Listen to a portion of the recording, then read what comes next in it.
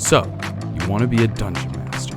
So you want to be a dungeon master. So you want to be a dungeon. So you want to be a dungeon master. So, you want to be a dungeon master.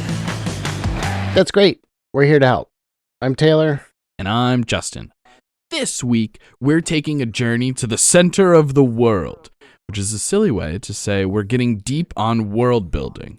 Back in episode 9, we covered the basics of world building, focusing on a surface level look at the setting and the NPCs that fill it, but let's take a deeper look. Let's get into the nitty gritty and let's cover some advanced tips and tricks to build your world.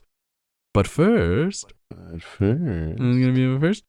Taylor, what would you say, since we're talking about world building today, what would you say are three already sort of made up worlds, or like vaguely either real or fictional or something, that you would love to explore in a D&D game? Doesn't necessarily have to be 5e or 2024 D&D as the system, but like in general, like a TTRPG. There's a couple of them. So one of them is more, it's kind of one of those things where you'd have to play with kind of higher level, or not higher level, but like more experienced players, because it's got a weird limitation on magic. So the world is called Alera. Okay. This comes from a series of books by Jim Butcher called the Codex Alera. And basically everybody in the world is born with a affinity for at least one element, whether it be earth, water, fire, the general normal like core elements of the planet or whatever. Wind, stuff like that. And like based on your whatever affinity you have, it's almost like Avatar, where like earthbenders are really good at doing stuff with like moving big rocks and stuff like that. They can kind of like shift the underlying material in the ground and like pull up bedrock to make buildings and stuff. Yeah. But then also they have the ability to like calm animals and calm other people's emotions. Like they have a little bit of they basically can use the ground to manipulate, kind of basically they're used to calm things and stuff like that. But then like there's the quintessential waterbender people who have the ability to do crazy things with water, but also have the ability to heal by basically using the water in your body to heal yourself, heal you. Hell yeah. Yeah. Classic. And there's a bunch of different like affinities like that. So, but like there are obviously more powerful people in the world that have access to multiple quirks, different affinities, yeah, whatever. Yeah. So like there's like basically the heads of all the houses have some ability, if not a very strong ability, in all of the core elements.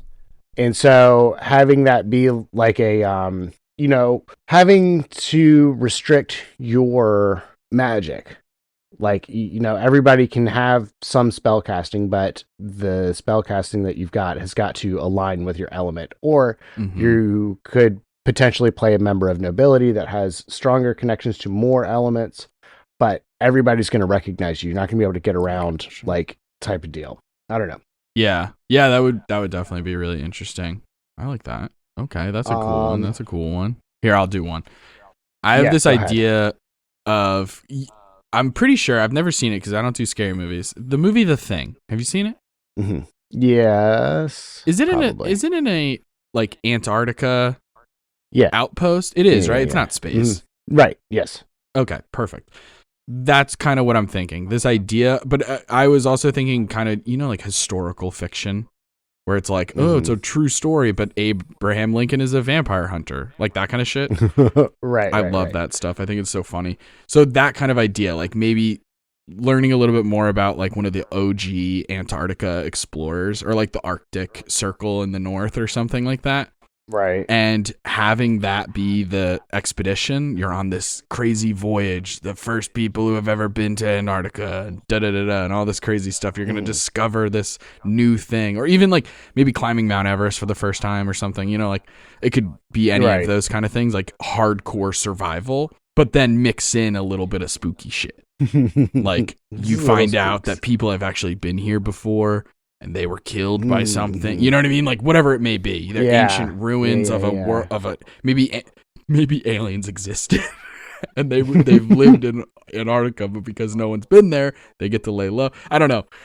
That's definitely one idea. I just think it would be really fun and interesting, and like a change of pace from what I normally do, which is obviously comedy and goofy and stuff. And this would be like Mall Madness had that juxtaposition of goofy and horror, but I think this would lean a little bit more towards horror. Like there would still be comedy just because of who we are as people, but right. But yeah, I think that would be really intense and really playing into the survival aspect of it. Of like, you have the supplies you came with. That's it. Yeah, this is like Count the one your time arrows. where we're right, exactly. We're counting all your ammo. We're counting all your rations. How much do you have? Exactly. All We're of that foraging. stuff, yeah. We're ice fishing. We're figuring things out. Right. You know what I mean? Like that's. Right. I want to try that That could be a lot of fun. setting. Yeah, I think that's so. That's one idea. Nice. Yeah. My next one is kind of along that same vein, but doing a like a Viking campaign, like Norse Viking, but like back in those times, there were very few people who were considered quote unquote magic.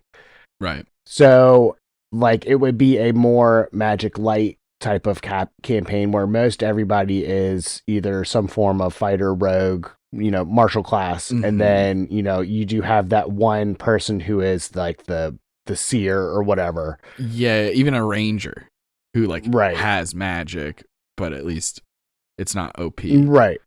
Like maybe not a full wizard, unless that's like the one person in the group or something like that, or an NPC. I would think that like the one person would be probably a druid. Oh, fuck, that tracks. One person. That makes a lot of sense. Yeah. That fits. Low key. But so that's kind of what I was thinking. Just and then it would still be that exploration of the unknown because of Viking times was very much that exploration sense of we're going out onto the fjords and who knows what's out there, but we gotta find food and or treasure. Right, and there's so much mythology you can lean back on for inspiration. And you can obviously twist it. The Norse pantheon is so much fun. Oh yeah, dude! All the crazy stories.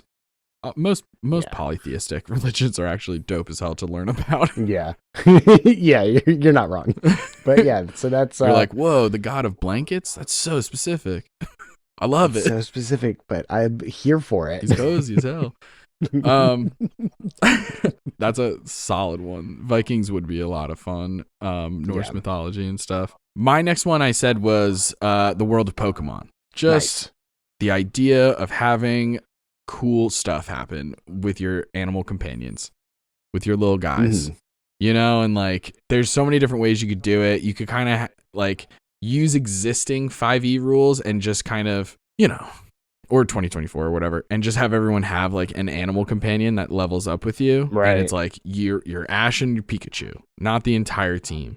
But then it also is a fun idea to explore the idea of maybe being able to swap out, have Pokeballs on your belt and be able to switch out depending on the situation. That would be really, really cool. Yeah. Also the idea of you could go in so many directions with it because Pokemon, if you watch the movies, it's like world-ending events that they have to stop. And then if you watch the TV show, it's like, that nasty Team Rocket is at it again. Pesky Team Rocket's at it. And then like you also have the battling aspect of becoming Pokemon champion, or you can go into the breeding aspect of it, go to a safari and catching Pokemon. Like there's so many different things you could do with it. Yeah. So I definitely want to explore that. Definitely. It's a fun world. And like mechanically it would be a lot of fun because then, you could have it be where like, okay, you have a water Pokemon out, so you have access to these spells. If you want to get your other spells, you're going to have to swap your Pokemon out, and that's going to take some kind of action economy or something like that to do. No doubt. Yeah. It depends on how in depth you want it to get. It could get really crunchy. It could get really crunchy really fast. It absolutely could. I know that there's Pokemon TTRPGs already out there, and some of them, from what I've heard at least, I've never played one, but are very crunchy already. Right. So I do think there's a way to simplify it, but it wouldn't provide the versatility that an actual Pokemon game would. But that's kind of, it is what it is, you know? So like the way I'm thinking it and what I've started homebrewing in terms of subclasses for a Pokemon themed thing is like, all right, the rogues get psychic types. That's not what it is, but hypothetically. Or something like that, you know what I mean? And then it's just like, okay, I gotcha. If you want psychic type Pokemon, and it's all kind of flavor, you know what I mean? Like what psychic Pokemon, whether it's Gengar or Alakazam, that's just flavor. It doesn't fucking matter. You know what I mean? Right. Like, It's psychic type. You get these things. Yeah, exactly. You get these abilities, and you can flavor it as a weird old man with a mustache bending spoons or a crazy ghost with a big tongue. Whatever. So that's one idea. What's your last idea for a setting? My final one is a world that I've spent many, many, many hours in. It's the world of Elden Ring. Hell yeah. This is one where it would truly be a no holds barred type of deal. Oh, no doubt. But so, you know, full access to everything, no restrictions on magic types, magic team composition, whatever. You just want to have the strongest hitting party out there that you can. Because everything literally will kill you. Come with multiple character sheets to the table because you will die. Yeah. But I mean, you know, so there's that you could do it that way. And now that I'm thinking about it, you know, in Elden Ring, you die a bunch. You know, that's just kind of the game. And you don't have to remake your character every time you die. You just kind of have to lose some kind of progression.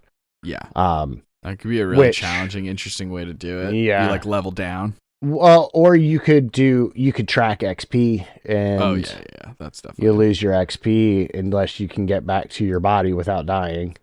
Oof. Oh baby. I think we talked about something like this a little while ago and then I never took it any further. I remember talking about it. I found it in a notebook. I found a list of ideas that I had for Elden Ring monsters and stuff. I forget what's in there. I'd have to check it again. But the story building in that game, the actual story of the game itself is pretty interesting. Mm-hmm. There's a lot of, if you just play the game on its own, you know, you'll pick up on some of it. But then if you really like dig in and like read the item descriptions and go through all this stuff, which you don't have to do. There's a dude on YouTube who does it. It's Vadi Vidya, and he does like all these really in-depth breakdowns of the Elden Ring like background lore. Yeah, and it's so interesting. It's so cool. I do love stuff like that. Like I don't care about Freddy Fazbear, but I did watch a video about the lore. Right. So I was like, okay. Why are these animatronics killing kids? I was like, I gotta know. I was like, I won't play the game because I don't like scary stuff, but oh boy, what a wild story. Yeah, Elden Ring's a solid one. That does sound fun, and I've never played it, but like I've seen a lot of clips and stuff, and like just the style of the villains and stuff. That thing with the hands. Bro, where it looks like stones coming out of the ground, and then you get closer, and you're like, what is this? And then it's like a massive hand, and a giant that has 7 hand fingers. comes up and grabs you. What the hell? That thing was terrifying. Yeah, there's so many, and like that's like a common enemy, honestly. Yeah, like I saw that. It's you gotta, it's just a thing. Yeah, you gotta just kind of look at where you're walking. I recognize that particular like configuration of rocks now to where I don't get caught by them, or I can like throw something at it to get it to come up and not try to grab me. But it's one of those things, like there's a lot of reflexes that Elden Ring builds in you of just like, oh nope, don't go down that road. Yeah. That's funny. Your spidey senses. Like I can't even articulate it all, but it is like there's so many things where it's like, oh yeah, don't go around that corner, dude. I get it. That's a dude. There's somebody hidden on the wall. I know for a fact as soon as I open this door, there's gonna be somebody gonna try to smash me over the head with a halberd. I know it. Yep, man. Open the door and roll. Elden Ring would be dope. My last one, and I'll be brief, is the world of X-Men. But with some kind of interesting twist to make it different. Because, like, you know, I don't want to just do a straight ripoff of X-Men, but, like, I would love to do X-Men, and then have something interesting about it. It could be anything. It could be like a period piece, like it's mutants in the French Revolution or some shit. You know what I mean? Pirates, Right. but X-Men. I don't know. But something like that I think could be really interesting. Kind of the same story. You could either have them go against evil mutants or go against like government officials or whatever, like with the Sentinels. The Sentinel program. Exactly. Yeah. Or you could do both, and it's just like, shit, we got to fight both of them. Or, there's so many different ways you could go about it, but I think that would be really, really fun. And I just love X-Men. I've always had a special place in my heart for X-Men above all other superhero IPs. And like, it's a great world. They came out with a movie, I'm trying to remember what it's called, but it was a X-Men movie. However, it was it was called The New Mutants. Have you ever seen this movie or heard of it? Yeah, I've heard of it. Might have seen it in years and years ago. Yeah, it was interesting. It was it like had a little bit of like horror vibes to it. It was an interesting story because it kind of combined a lot of things. There was a little bit of horror. It was a superhero movie. And then it had like kind of coming of age stuff because all the characters were like teenagers or like young adults. Gotcha. Right. And they're all in like some kind of like facility that's supposed to help them work on their powers. But you find out that it's like owned by the bad guys and all this crazy stuff. Spoilers. But anyway, I really loved it because it was like, this is X-Men and superhero stuff, but done differently. It was like the first time you saw The Boys and you're like, oh shit, this feels different. Like when people do like, it's a typical superhero stuff, but actually there's this one thing about it, this one like shtick that makes it unique. And so the idea of doing something like that, like what if you did X-Men, but also Vikings? Whoa. I mean, Thor exists in the same universe that X-Men do, right? So it kind of fits. Yeah. So does Loki, so does Hela. Like they all kind of exist. So it kind of works out, but something like that I think would be really, really interesting. Oh boy. Okay. Let's get into the meat of the episode. Let's do it. This is one of our longer but firsts, but I think it was good because it showed that world building doesn't need to be 100% novel, and in chances are it almost never will be because you're just drawing on something, right? But let's talk about getting started with world building. Hey gang, we wanted to talk to you about something pretty important real quick. See, we have some really cool ideas for the future, but we need your help. You can do that by supporting us through our Patreon. At the lowest tier, you get early access to podcast episodes, access to episodes of Action Surge, our post-session table talk show, and entry into a private channel on our Discord server. At the next tier, you can get access to Bonus Action, our bonus content podcast where we talk about a huge variety of D&D and TTRPG related things, like multi-class mystery mashup, where we get 2 random classes and have to build a character, or Monster Matchmaker, where we go over our favorite monsters at each CR level, or recaps of our home campaign, plus so much more. Joining the Patreon helps us continue to grow and put out content that gets better and better as we learn, improve, and try new things. So, check out the link in the description to join the gang today. First and foremost, feel free to use things that you like, such as such as Vikings or Pokemon or Elden Ring or X-Men. Like, that's a great starting point. I've seen people do that who are brand new to DMing and like maybe D&D, or not brand new, but like newish. Right. But then the world building comes naturally to them because they're like, well, I love Percy Jackson, so I'm going to do that. Or I love the Hunger Games, so I'm going to do that. And it's like, there you go.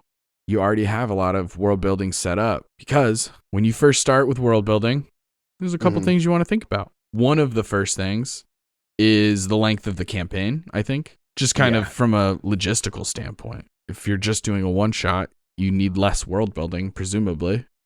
I hope so. I mean, geez. Yeah. Please don't put in months and months of work for a one shot.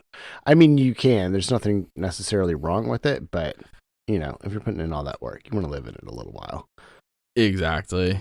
Yeah, because remember, world building sometimes is just for you, the DM. Because your players don't get to explore everything in the world. And so sometimes you're making things that for you, they're incredible and they're interesting and they're fun or whatever.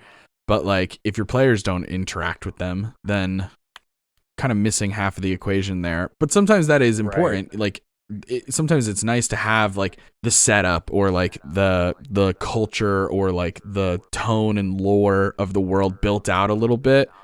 That way, when you zoom in with a microscope and you're only focusing on this one town, you have answers for like why things are the way they are. So sometimes it can be helpful, but yeah, it's also going to depend a lot on, in terms of how much world building to do and how in depth and like what you world build first or like prioritize. Some of it comes down to personal preference and style and like what works for you. right. You know I mean, what because there is a world where, you know, the world itself is not super fleshed out when you start playing, and then you and the players, as the story progresses, kind of fill in those gaps that you have. Absolutely. Yes, you can use player interactions and like encounters to co-world build together. Right. Because it doesn't have to be done. I think that's one of my biggest world building tips of trying to get a campaign off the ground is the world doesn't have to be complete before you start playing. No, and it's never complete. You're always going to add something later. Exactly. Even if you think it's complete. Somebody will ask for some random thing and you're like, fuck, I forgot to put that. Mm-hmm. You're right. They do need firefighters in Sphinx City. Fuck. Yeah. I gotta invent a fire department. Or like a Right. player asked for a dump, and I was like, oh, duh. It's a huge city. Of course there's a dump. Damn. Yeah. So, I mean, that's definitely a big thing, you know. That's and, huge.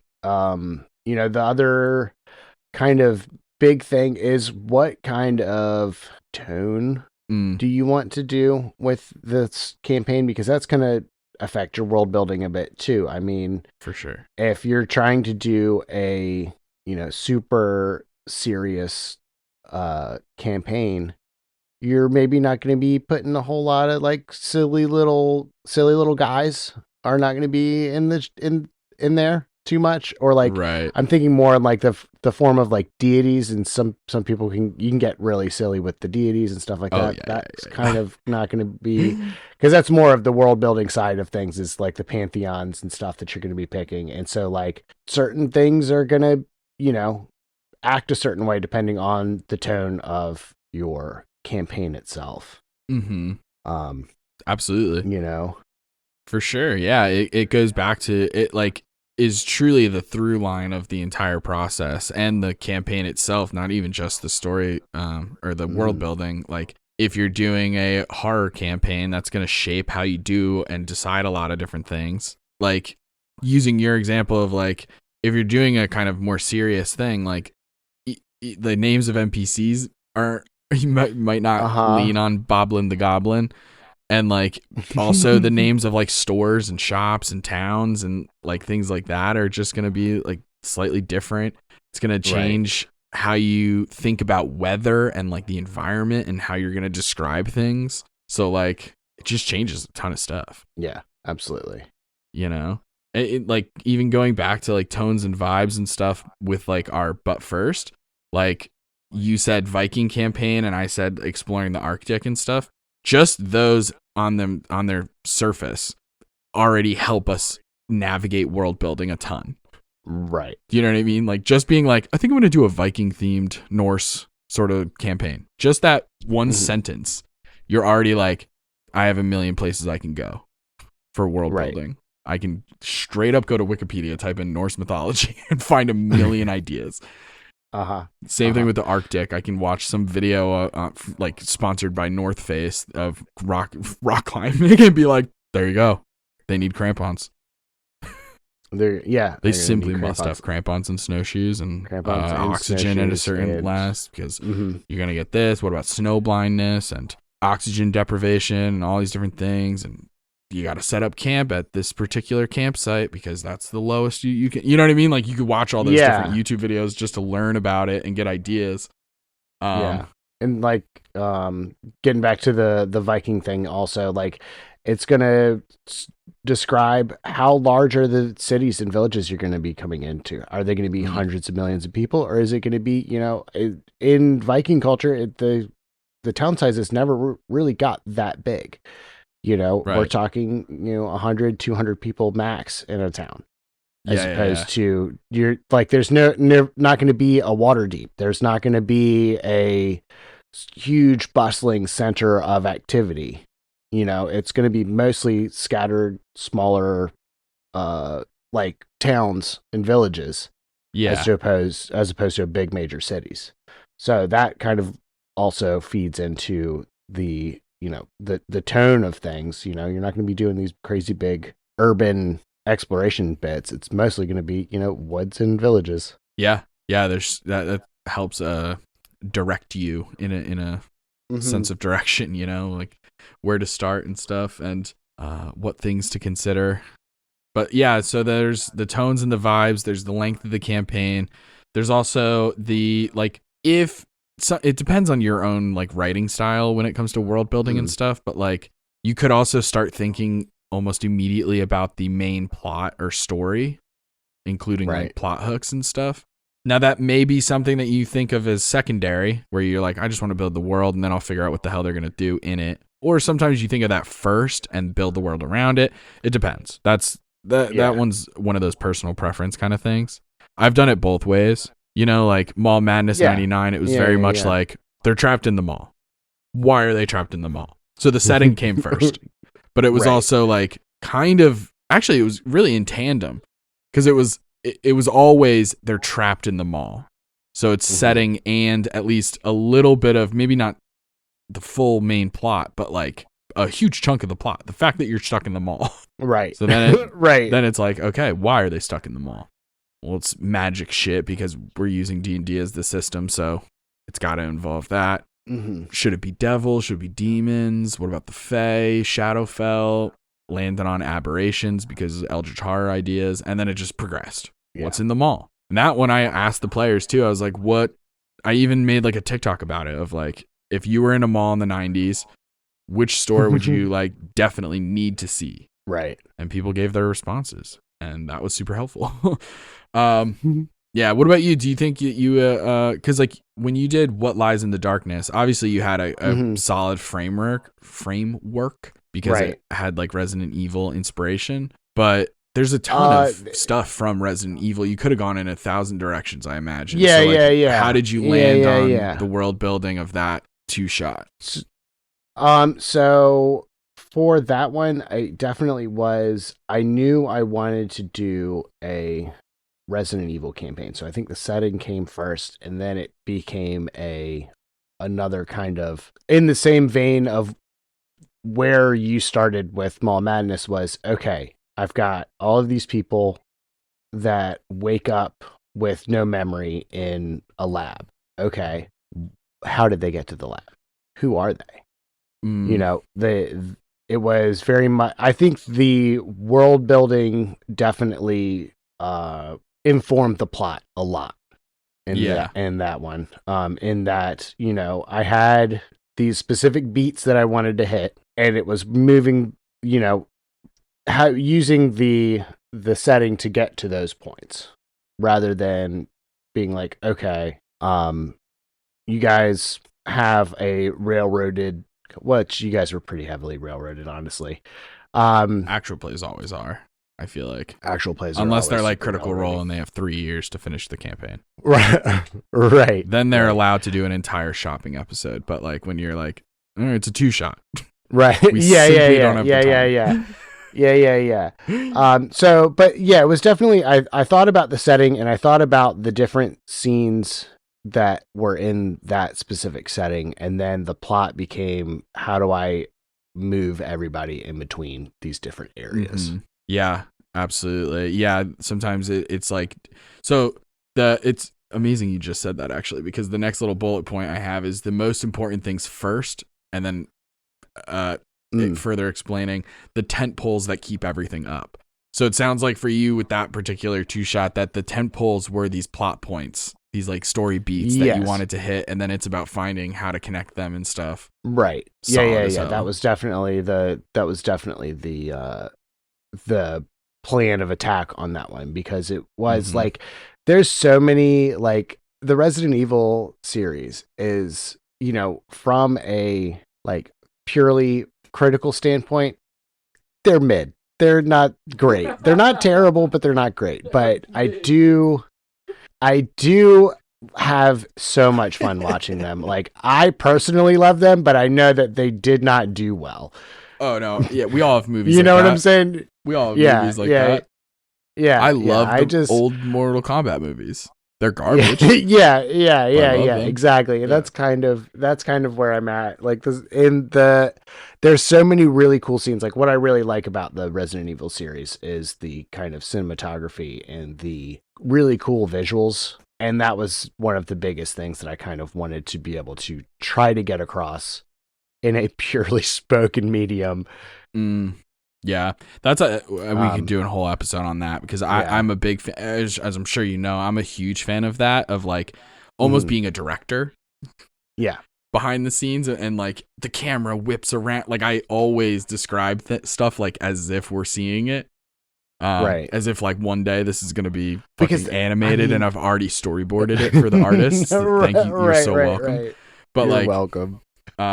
Yeah, it's really interesting because what those tent poles are that you kind of depend on to navigate you through world building can be different things. Like, sometimes it's a story beat that is like more RP focused. Sometimes it's a story beat that's like fully just based on a location.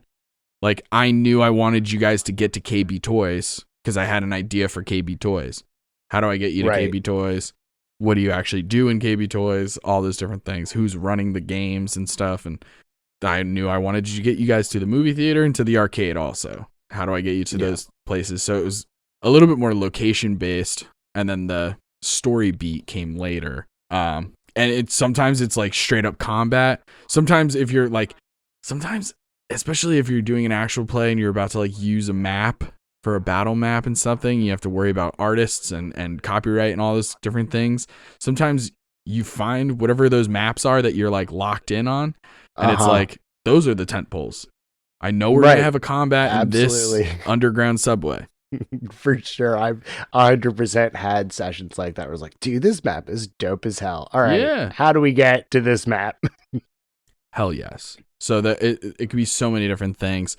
I just wanted to bring up really quickly an example that comes from Eberron, which is one of these settings that exist in the D&D universe, whatever.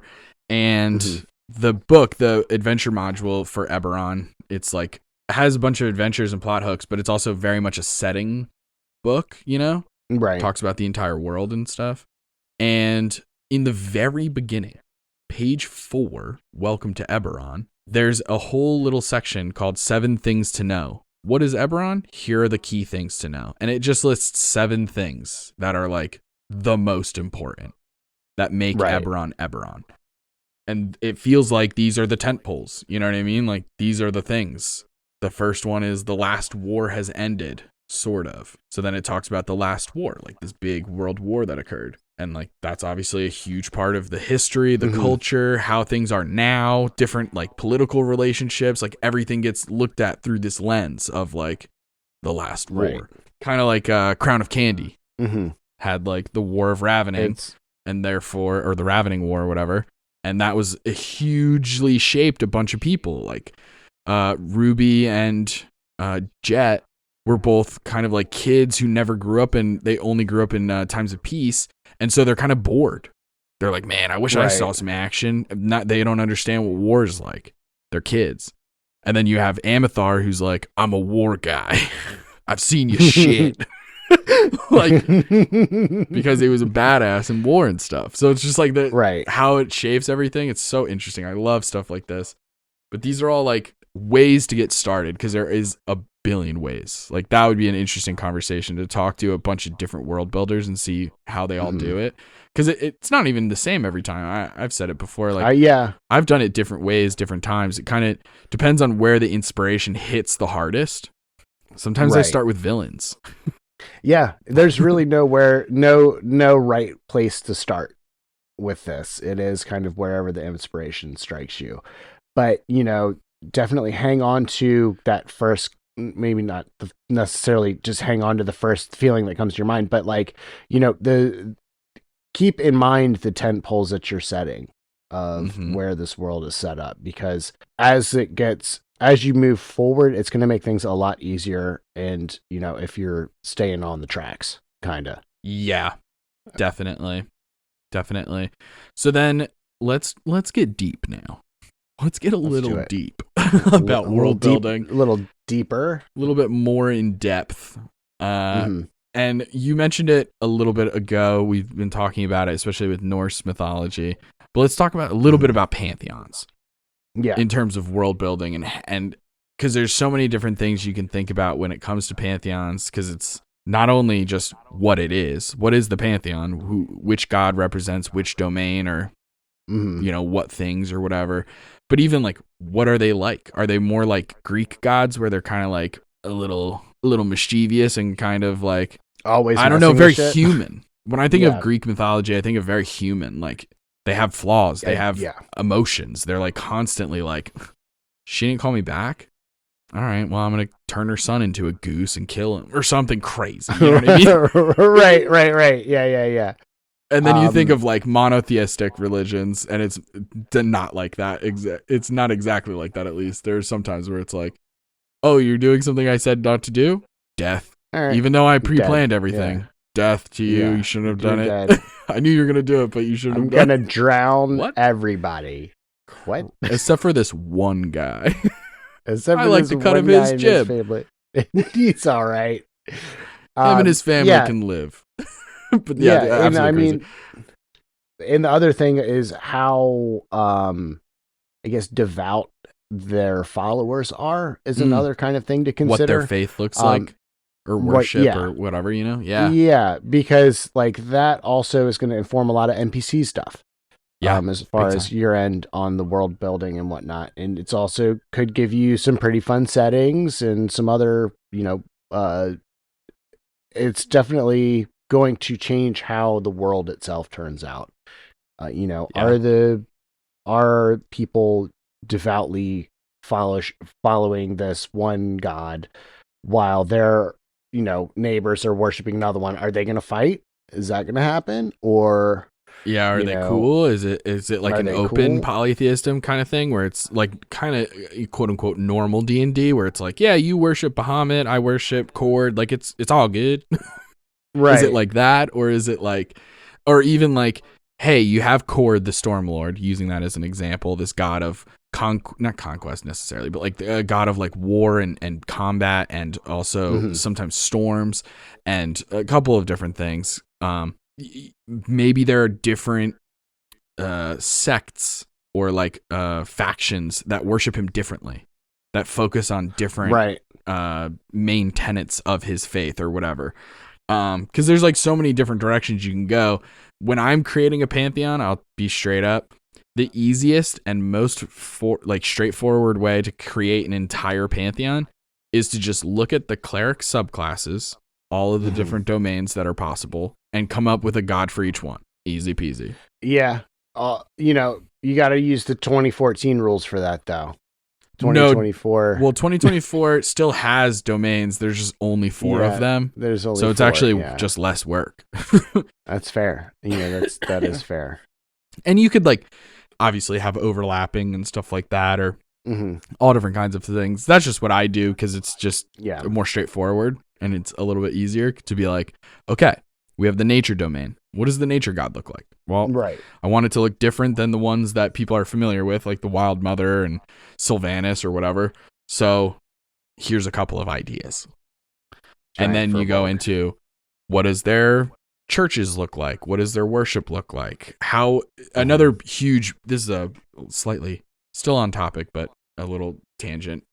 When you're thinking of gods and deities in your settings, how involved are those gods in like everyday life? Like, are they intervening a ton? If they are, how is their conflict, or at least conflict that the gods are cool with or whatever? You know what I mean? Like, how does a demon stand up to take over the world if the gods can just straight up get involved? So sometimes thinking of like, why can't they get straight involved? Why do they have to use clerics to do their bidding, or paladins, or whatever else? Yeah, that's another really big question is definitely how involved are they? Are they, the other side of the coin is, do they just kind of give their magic out to certain people and then just kind of do whatever? Like, Yeah. are they just not there? Right. Yeah. They could be, maybe they're not there because of similar to like Critical Role. Like maybe there was some kind of big event and then so the gods locked themselves away intentionally to be like, Right. now, like neither good nor bad gods can get involved. It's all up to the clerics and the people that we've created, blah, blah, blah. Or then, sometimes it's maybe they're like more like Greek gods where they're just capricious and just kind of like, I don't give a shit about these humans. Whatever. I give this one my powers because he's cool, but that's it. That's it. And speaking of powers, there's also magic. If you're using D&D or Pathfinder specifically, you gotta think about how magic works, unless you're really limiting, which I've done before. It happens where you're really limiting like the classes that they can become, and it could be just as fun. The Resident Evil What Lies in the Darkness was a great example of that. But if you are including the breadth of what D&D offers for character creation, you got to think about how magic works in your world. Yeah. How is it treated? How has it affected the evolution of technology and what is possible? Like, have they gotten so far as to flying airships? Do they have like elevators that are also powered with the same float stones or whatever the hell they're called? Right. Like yeah. Because I mean, it's really easy to drift into steampunk with this kind of, yeah, thing. like you just put it under cars and stuff, or how magic works and technology, they kind of go hand in hand a little bit. Because I mean, technically, you could flavor the world as more of it's all kind of technological stuff, like all the spells and magic, and are like I don't know if you've ever played the game Lost Odyssey. This is a throwback to fucking forever ago. It's a Square game. It came out on the 360 to kind of put a date on it. But it was a 4-disc game on the Xbox 360. It's crazy. Dang. Yeah. But it's a lot of fun. And like basically they found out about magic, and then they found out a way to basically industrialize it to where they could make machines do a lot of the heavy lifting on the magic stuff, so they could do more crazy stuff because they had all these crazy big machines. Like one of the machines, like there's a big battle and a cavalry charge comes and wipes out a whole bunch of people because like they're still using like sword and shield and stuff, and they'll run through and like cavalry knock out a huge portion of the front lines, and then this big other machine kind of walks up behind it and then shoots a big blue light off the top like a piece of artillery. It lands on the group of fallen soldiers. They all stand back up and get back into the fight. Dang. Yeah, so like, and that's just kind of one of those world building things of like, that's kind of how warfare would look if they had that ability to basically do like a mass revivify type of deal, and like that's kind of what war would look like if these magics take that form. But like, what would a large scale battle look like in your world of, are they that advanced, or is it kind of more, single mages off doing their thing? Right. Yeah.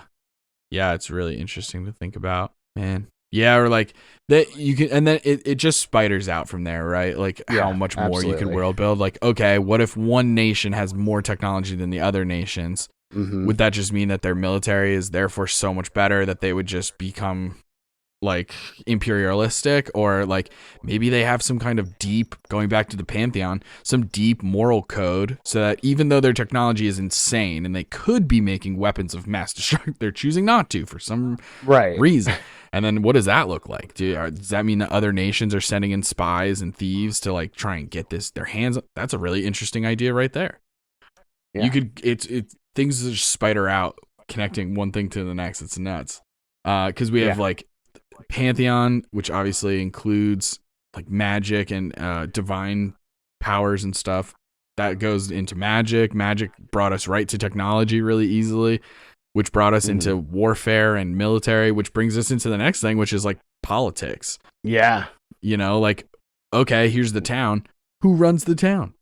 Here's the kingdom. Who runs the kingdom? How is it run? what type of government do they use? Do they Are there use a other representative kingdoms? democracy? Right. Or is it a little bit more, I don't know, late stage capitalism? Like in Sphinx City. Yeah. There's a mayor, but it's, it's all for show.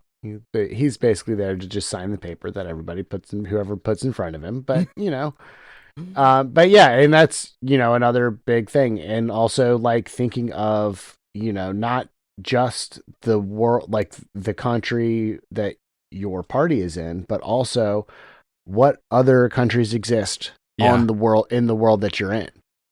What are their politics like? What are their policies like? How do you think that their policies would either conflict or agree with the country that they're currently in? Would there be, would it make sense that they would have at least had a war or are currently at war or, Yeah, who the allies are. Like if this nation or town gets in trouble, can they call on neighboring towns or nations for help? Mm-hmm. Like how would that work? Which nations would send people? Which nations would be like, if you're getting attacked, that means we could get attacked next. So we're actually not going to help you, and we're just going to fortify our defenses.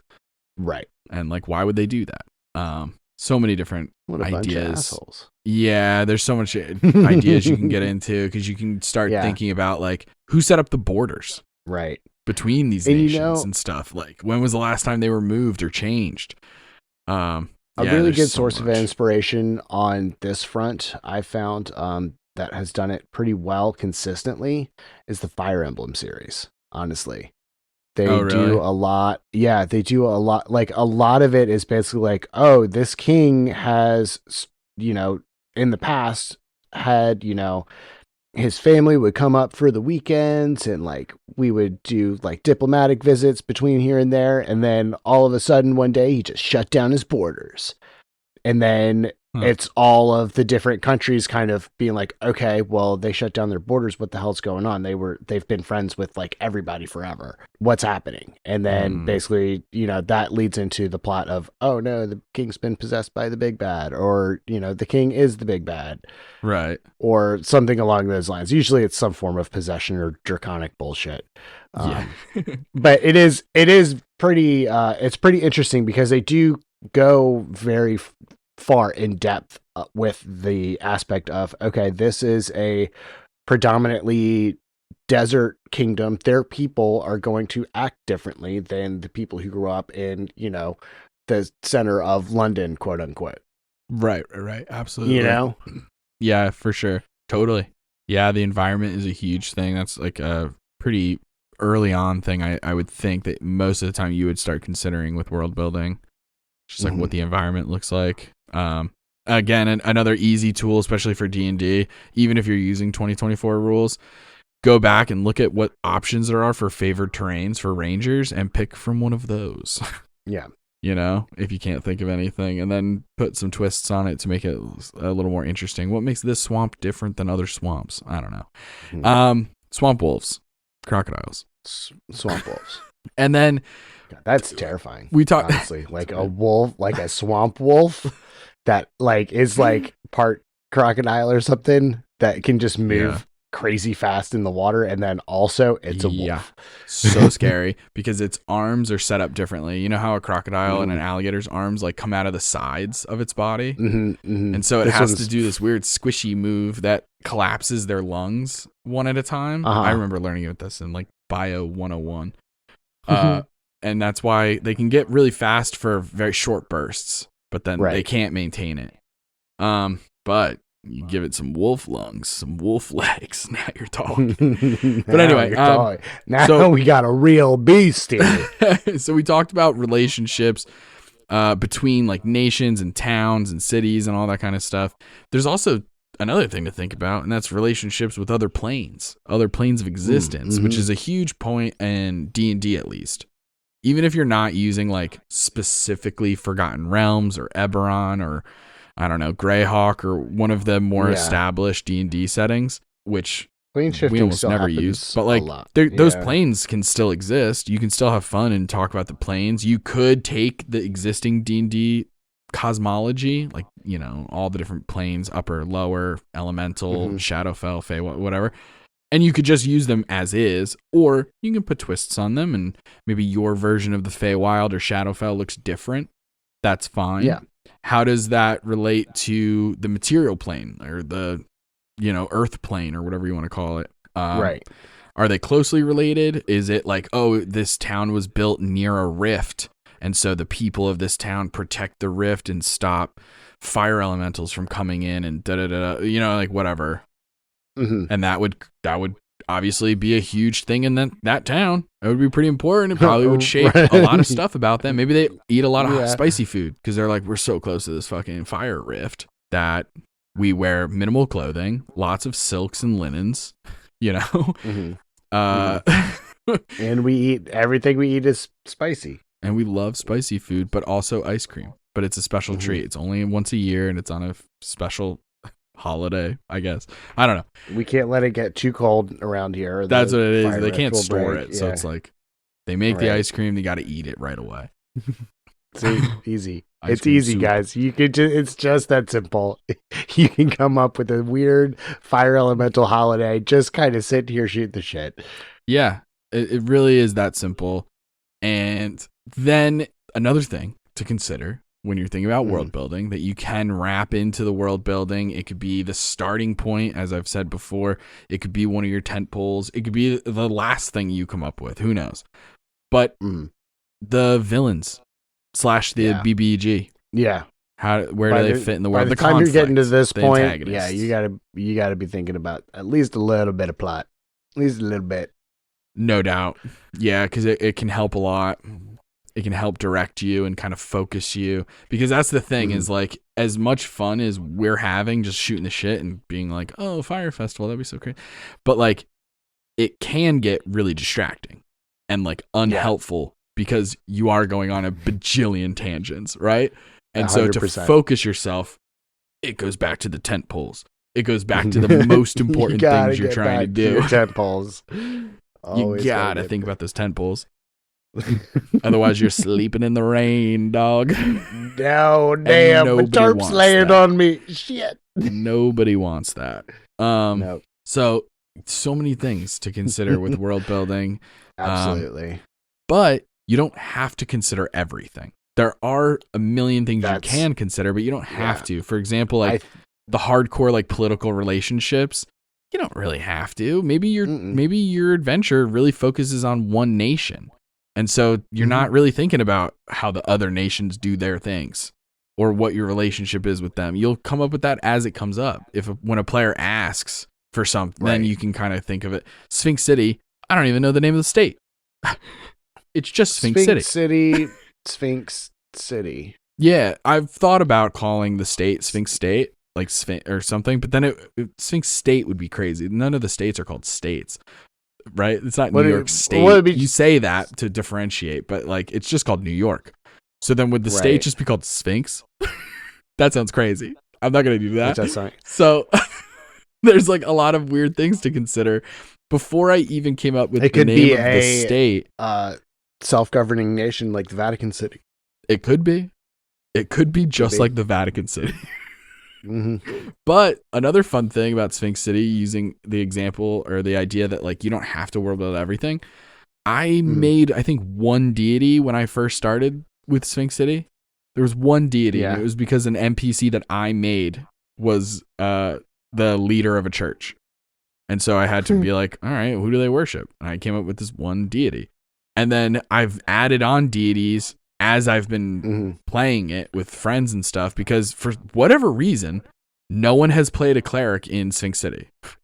That's wild. Yeah. I didn't even really think about that, but yeah. I don't need a ton of deities if no one's playing religious characters. Every time someone's played a paladin, they have like an oath of justice or some kind of oath that isn't necessarily religion based.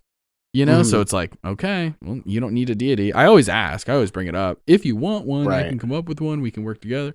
Never gets taken up on. Never really comes up. So who needs it? I mean, but that's just kind of just a byproduct of that world. I mean, in a modern day setting, I would say for a large portion of the population, religion never really comes up. Like, I don't really think about religion over the course of my day unless, it comes up on my little TikTok of Bible debunking, because that's like one of my little guilty pleasures. Dan McClellan, I love that guy. Yeah, some kind of but yeah, obscure but like, thing. it doesn't really inform a whole lot of, their actual ability, like your actual ability throughout the day. I mean, you don't have, gods coming down and just messing with stuff in Sphinx City. Right. It's no doubt. It's not really that kind of a setting. It'd be different in a different setting, right? If people wanted to play clerics and warlocks and paladins and have there be like deities that they get their powers from or worship from or something like that, I could figure it out, and it wouldn't necessarily change the setting too much. Right. Because it would just, I tend to do this a lot with deities. I always fall back on the idea of like, they can't get too involved. That's why they're not like constantly fixing problems or figuring things out. They have to use their clerics and druids and stuff to actually foment change. Yes, exactly. And so tons of things to consider. So before we end, I want to do a little experiment, a little test run, trial. Yeah, let's put our money where our mouth is. Let's take 10 minutes. I'll start a timer on my phone. Hold on. And we're going to make a town or a city. Sure. Whatever. But we're going to make like a location. All right. And we're going to spend 10 minutes doing it. And we're going to see how in depth and what we can come up with pretty much. Where the hell is my clock app? Oh, there it is. Okay. Timer, 10 minutes. Okay. Are you ready? Let's do it. Okay. I'm clicking start in 3, 2, 1. All right. We have 10 minutes. All right. What environment? I'm leaning kind of coastal. Coastal? Okay, cool. Coastal like an ocean? Coastal like a island, like a island town, kind of with little thatched huts and stuff, and like it just that typical tropical small village type of deal where they have like a small fishing village, probably. Okay. I'm thinking, nice blue water, nice white sand. You got people going out throughout the day, kind of just going out fishing, doing whatever, coming back. Is it a single island? Are there other islands? How far from the mainland is this island? Or is this island totally self-sufficient? Honestly, I'm thinking less island, more maybe peninsula. Okay. So it's still connected to the mainland. Cool. But but vibes are very island vibes. Got it. Is kind of what I'm going with. Like island vibes, but still connected. Okay. Because I think they're gonna be like a big, like it's a fishing town. If you need, fish or whatever, you come to this town and they get you fish. Yeah, that's their main source of profit. Is fishing and all of the things that can come with fishing. So that would include like fishing poles, lures, whatever else you can use fish scales for. Maybe they sell omega-3 fatty acid fish oil pills. Who knows? Got to. They got Maybe to. there's who knows? Gel caps. They're making salmon jerky. They're figuring it out. Maybe not salmon, because that's another question. Is depending on where they're located and stuff like that, how warm the water is. You could, if you wanted to, go that far in depth and be like, these are the types of fish you're kind of seeing. Tunas, marlin, tunas. Kind of. I love tunas. Tuna. Yeah. Something that I'm just thinking kind of where I am, because I do live relatively close to a beach by D&D standards. And like that's a pretty common like mid-range fish where you don't have to go super far offshore to get it. Right. And it's kind of big and stuff like that. So, huge. Tuna are crazy, dude. It's so good fresh. Oh my God. It's so good. I love a tuna steak. But before we get too deep into that. Yeah. So I love it. Do we think that there's tourism or vacation kind of stuff also here? I love that also. Because then that world building wise, that opens up so much, because who are the tourists? Like a spa. Who's the normal tourists that come in? How do the locals feel about the tourism? Maybe it's like the Jaws situation where the mayor's like, well, we got to make money. So even if there's sharks, we got to just keep pushing the beach, and those that creates a lot of interesting plot points potentially. Mm-hmm. The idea of like, or even like rocket power, like calling the local shoobies and being like, who are these guys? Like our economy depends on them, but also fuck them. But also we fucking hate them. Yeah. Yeah. I get, I'm from Jersey Shore, so I get that. Yeah. I hate tourists. No offense. If you come here to vacation, I'm sure you're fine people. Just pick up after yourself and drive normal, which is to say aggressive and fast. Yeah. As a relatively touristy destination area myself, please. If you're listening to this podcast, I love you. You're fine, but also don't be a dick. Just treat it like your own. Don't place. come to Don't come to my town. Yeah, you guys treat the entire stuff. beach like a freaking hotel room where you're like, well, I don't have to clean it up. It's ridiculous. But they got so that's a lot of. No, we don't. No, we don't. So that's a lot of interesting world world building right there. Yeah, we know what absolutely. they're known for. They have vacation stuff, I tourism. definitely want one of their like big POIs for the town, like a spa of some sort, some kind of resort. You go there and you get the massage and the hot rock bath, and maybe they're known for something special that makes them different. Like, our mud, it has healing qualities or something like that. It's all the mud. The mud is what is really important. But it's actually it's a small gnome cleric that's also casting heal or something through the mud. Yeah, it's all a scam. It's all a scam. It's all fake. It's all no fake. Locals go there. Exactly. It's 100% a tourist destination, and it's all a scam. That's really funny. That's a fun idea.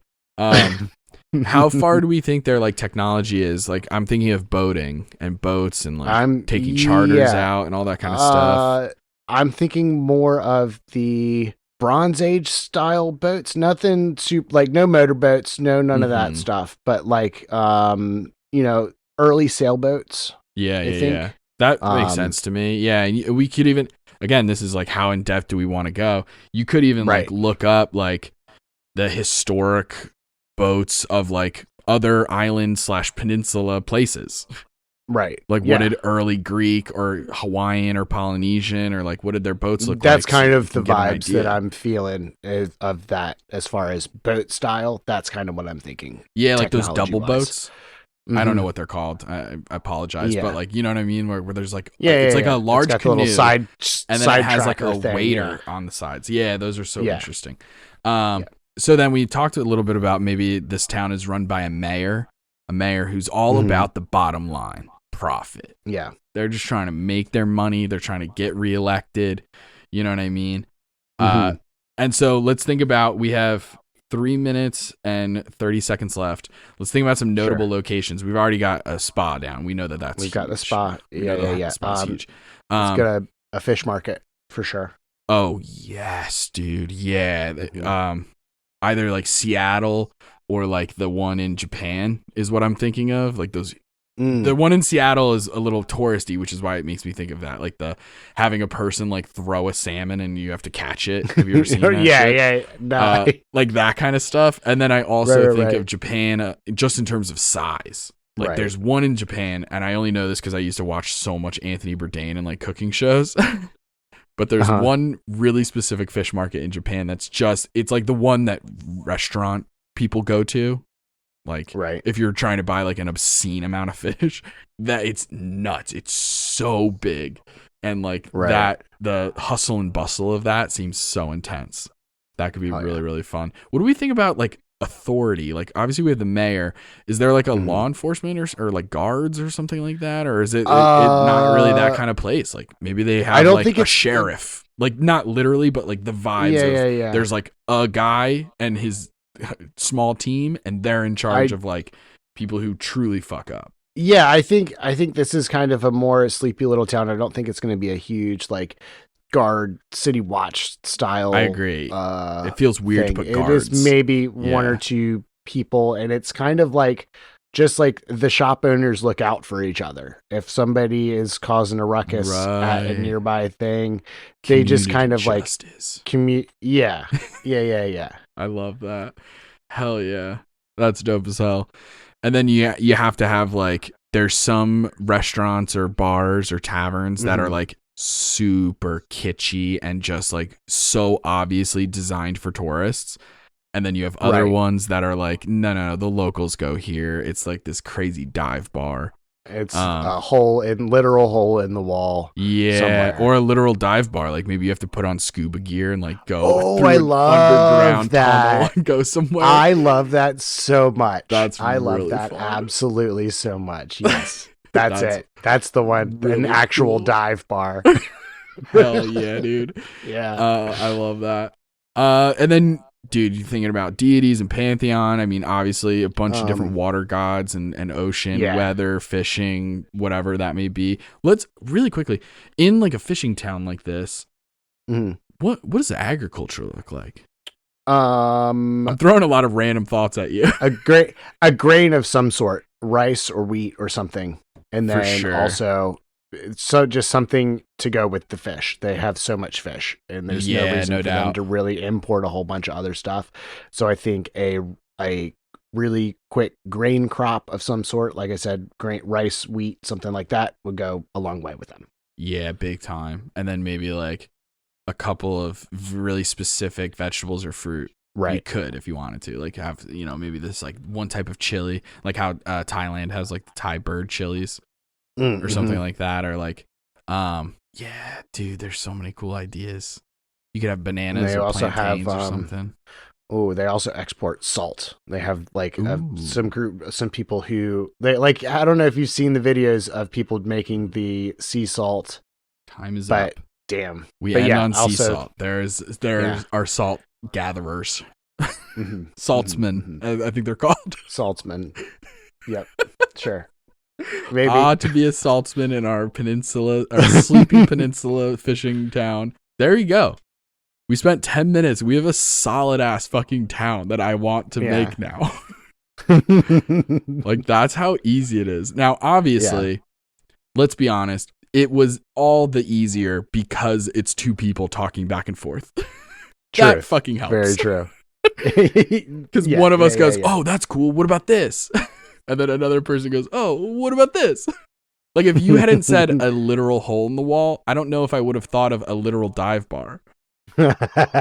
So, like, we're just bouncing ideas. So that definitely helps a shit ton. And as we know, this being a tropical town, fishing village, nothing better than a cold, refreshing fresca. I fucked up the landing of that. God damn it. Absolutely not. Well, that's all we can get into this time. You can find us on TikTok and Instagram at Soyouwannabeadm, or you can ask us a question at Soyouwannabeadm@gmail.com. If you like the episode, don't forget to give us 5 stars and a review wherever you found us, and check out the Patreon and our Twitch pages with the link in the description. Join us next time for more Dungeon Master tips and tricks. Bye! And now I have the honor of giving a shout out to the members of our Patreon gang. Nub Muffins, may Paylor's light shine upon you. And then there's Lee, Talkscreen, Tappy, and Molly.